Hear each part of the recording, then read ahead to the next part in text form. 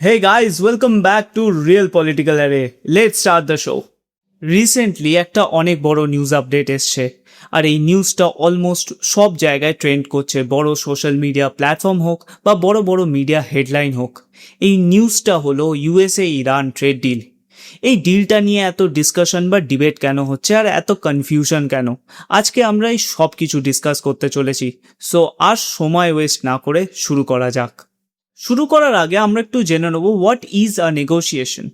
Negotiation হলো একটা strategic dialogue যেখানে দুই বা তার বেশি পার্টি একসাথে বসে কনফ্লিক্ট রিজলভ করতে, একটা এগ্রিমেন্টে পৌঁছাতে বা একটা অ্যাকশন প্ল্যানে অ্যালাইন করতে চেষ্টা করা হয়, যেখানে কমন ইন্টারেস্টও থাকে আবার কনফ্লিক্টিং ইন্টারেস্টও থাকে। মিলিটারি ফোর্স, কোয়ারশন বা আর্গুমেন্ট না করে নেগোসিয়েশনের মাধ্যমে কমিউনিকেশন আর কম্প্রোমাইজ করে একটা ব্যালেন্সড অ্যাগ্রিমেন্টে পৌঁছানোর চেষ্টা হয়, যাতে সবার জন্য অ্যাকসেপ্টেবল একটা আউটকাম বার করা যায়।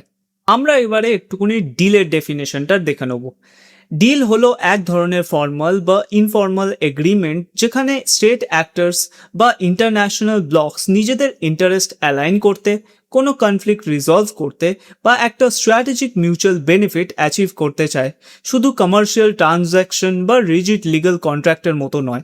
একটা জিওপলিটিক্যাল ডিল সবসময় পাওয়ার ডাইনামিক্স, ন্যাশনাল সভারেনিটি এবং স্ট্র্যাটেজিক সার্ভাইভালের সাথে যুক্ত থাকে।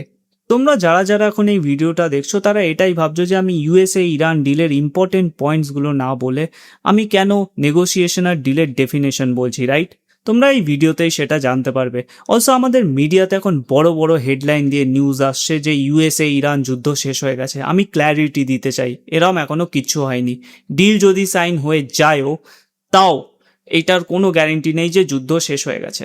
তার কিছু রিজনস আছে। অলসো এই পুরো ডিলের মধ্যে কিছু পয়েন্টসগুলো আছে যেগুলো বড় বড় কোশ্চেন রেজ করছে। আমি জানি না আমাদের মিডিয়া কেন এই কোশ্চেনগুলোকে রেজ করে না, খালি কপি পেস্ট ওয়েস্টার্ন মিডিয়ার করে বসে থাকে। Anyways, back to the topic. Iran আমেরিকার এই পিস ডিলের কিছু ইম্পর্টেন্ট পয়েন্টস আছে যেটা আমাদের ডিসকাস করা উচিত for better understanding of the current situation. ভালোভাবে বোঝার জন্য আমি এই পয়েন্টসগুলোকে তিনটে পার্টে ডিভাইড করেছি। First, core immediate actions. Second, sanctions and economic relief. আর third, nuclear and negotiation framework. Core immediate অ্যাকশনসে পাঁচটা ইম্পর্টেন্ট পয়েন্টস আছে। Lebanon, end to fighting on all front, cessation of hostilities between Israel and Hezbollah in Lebanon. ইরানের first demand regarding this deal হচ্ছে ইসরায়েলকে হিজবুল্লাহর উপর air strike করা বন্ধ করতে হবে। কিন্তু as we speak today Israel every day লেবাননে এয়ার স্ট্রাইক করছে টার্গেটিং হিজবুল্লাহ। শুধু তাই না, ইসরায়েল সাউদার্ন লেবাননে নিজের কন্ট্রোল অ্যান্ড ডমিনেন্স ইনক্রিজ করেছে আর হিজবুল্লাহকে বাধ্য করেছে সাউদার্ন লেবানন থেকে রিট্রিট করতে। অলসো এই ডিলের অ্যানাউন্সমেন্টের পর ইসরায়েলি পিএম বলেছেন যে Israel will not stop air strike targeting Hezbollah. তো সবচেয়ে বড় কোয়েশ্চেন মার্ক এইটা যে ডিলের সবচেয়ে প্রথম ডিমান্ড রিজেক্ট করা হয়েছে, তাহলে এই ডিলটা কি করে সাকসেসফুল হচ্ছে? Strait of Hormuz, immediate reopening without tolls, pre-war shipping levels restored within 30 days. এখানে দুটো পার্সপেক্টিভ বা ডিমান্ড আছে। আমেরিকার হিসাবে স্ট্রেট অফ হরমুজ বিনা কোনো টোল ছাড়া রিওপেন করা হবে, যেমন ইসরায়েল ইরান যুদ্ধের আগে স্টেটাস ছিল। কিন্তু ইরানের পার্সপেক্টিভ বা ডিমান্ড হিসেবে দেখলে যে কোনো শিপ স্ট্রেট অফ হরমুজ দিয়ে পাস হবে, they have to pay toll to the Iranian regime. Again another বড় কোশ্চেন মার্ক হলো যে ইরান আর আমেরিকার মধ্যে কোনো কম্প্রোমাইজ বা কোনো সিমিলার স্টেটমেন্ট এখনো অবধি দেখা যায়নি। ইরান একটা জিনিস ক্লেম করছে আর আমেরিকা অন্য জিনিস ক্লেম করছে। Naval blockade. Complete lifting of US naval blockade within 30 days. According to media channels, America Strait of Hormuzের থেকে naval blockade হাটিয়ে দেবে, কিন্তু অফিসিয়ালি আমেরিকা কোনো গ্যারেন্টি দেয়নি যে ব্লকেড হেঁটে যাবে। অলসো লজিক্যালি দেখলে ইটস আনরিয়ালিস্টিক, কারণ এই naval blockade আমেরিকার জন্য একটা বড় ল্যাভারেজ। কোনো দেশ নিজের ল্যাভারেজ হারাতে চাইবে না unless there is something big to gain out of a deal. So এখানেও একটা বড় কোয়েশ্চেন মার্ক আছে। Port access. Lifting of blockade on Iranian ports proportional to commercial shipping restoration. ইরানের ডিমান্ড অনুযায়ী আমেরিকা যে ইরানের সি পোর্টগুলোর উপর ব্লকেট লাগিয়েছিল যাতে কোনো কমার্শিয়াল শিপ না ডক করতে পারে বা ইরান যাতে নিজের অয়েল এক্সপোর্ট না করতে পারে, সেটা হাঁটাতে হবে।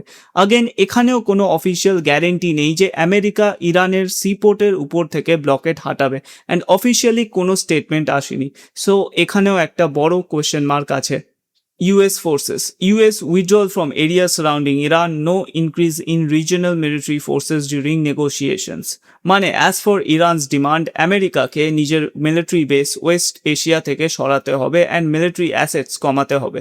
কিন্তু এখানে একটা লজিক্যাল কোশ্চেন আছে যে আমেরিকা এত বছর ধরে ওয়েস্ট এশিয়াতে নিজের ইনফ্লুয়েন্স অ্যান্ড কন্ট্রোল ইনক্রিজ করার জন্য যেসব মিলিটারি বেস বানিয়েছে তার পিছনে এত পয়সা ঢেলেছে, সেই বেসেসগুলোকে আমেরিকা হাটিয়ে দেবে এইটা ভাবলে একটা বোকামি হবে, কারণ it will be a strategic blunder and officially এই ব্যাপারে আমেরিকা কোনো কিছু রেসপন্ড দেয়নি। সো এখানেও একটা বড় কোয়েশ্চেন মার্ক রয়েছে। Sanctions and economic relief. Oil sanctions, suspension of sanctions on oil, petrochemicals and derivatives, full Iranian access to financial resources. As for Iran's demand, America যে অয়েল স্যাংশন লাগিয়েছিল ইরানের উপর, যার কারণে ইরান নিজস্ব অয়েল বা petroleum related product export করতে পারছিল না, সেইটাকে হাঁটাতে হবে। Again this is on paper, America confirm করেনি যে স্যাংশনস হাঁটাবে।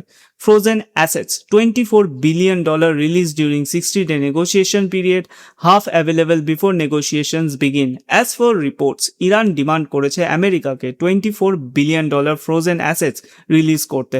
অ্যান্ড মাঝখানে একটা নিউজ এসেছিল যে কাতার ইরানের ফ্রোজেন অ্যাসেটস রিলিজ করে দিয়েছে, বাট পরে জানা গেল এটা ফেক নিউজ। সো অফিসিয়ালি এখনো কোনো ফ্রোজেন অ্যাসেটস রিলিজ করা হয়নি, কিন্তু এই পিস ডিল কমপ্লিট হতে যাচ্ছে। সো এখানেও বড় কোয়েশ্চেন মার্ক রয়েছে।